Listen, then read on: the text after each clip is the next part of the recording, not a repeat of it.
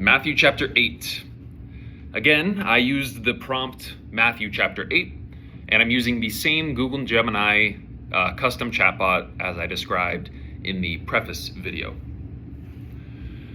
In Matthew chapter 8, the word becomes action. Jesus descends from the mountain where he preached the constitution of the kingdom and immediately begins to manifest its power.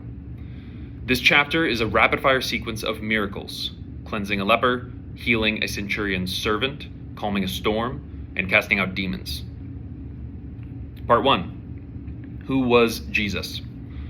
Matthew 8 reveals Jesus as the sovereign over all realms, the physical body, the natural world, and the spiritual dimensions.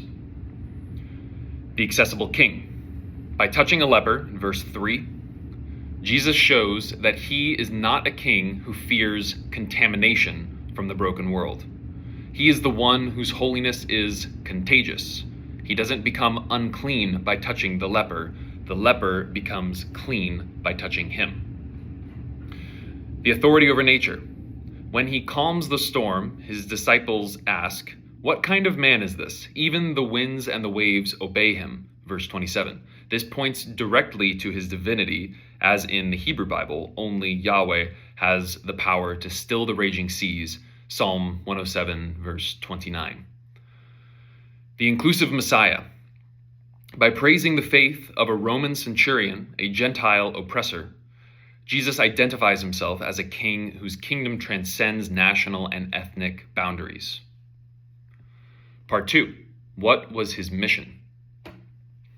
Jesus' mission in this chapter is the restoration of order and the defeat of chaos, bearing our infirmities. Matthew quotes Isaiah 53:4 in verse 17. He took up our infirmities and bore our diseases. This tells us his mission wasn't just a magic show of power. It was a deeply personal taking on of the human condition. Challenging the definition of follower. Jesus clarifies that his mission requires radical commitment. To the scribe, he warns that he has no place to lay his head, verse 20. To the man who wants to bury his father, verse 21, he demands immediate priority. His mission is to build a community that puts the kingdom above biological and social obligations.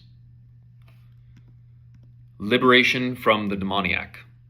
His encounter with the Gadarene demoniacs, verse 28 through 34, shows his mission is to reclaim the world from the powers of darkness that dehumanize and isolate people. Part 3. How should Christians engage with the world today? Matthew 8 provides a mandate for proximity and risk. Touching the untouchable. Just as Jesus reached out to the leper, Christians today are called to engage with those society deems unclean or repulsive, whether that is the homeless, the addicted, or the socially exiled. The faith of the outsider. We are challenged to recognize and honor faith wherever we find it, even in people from outside our own religious camp. The centurion's faith put the sons of the kingdom to shame.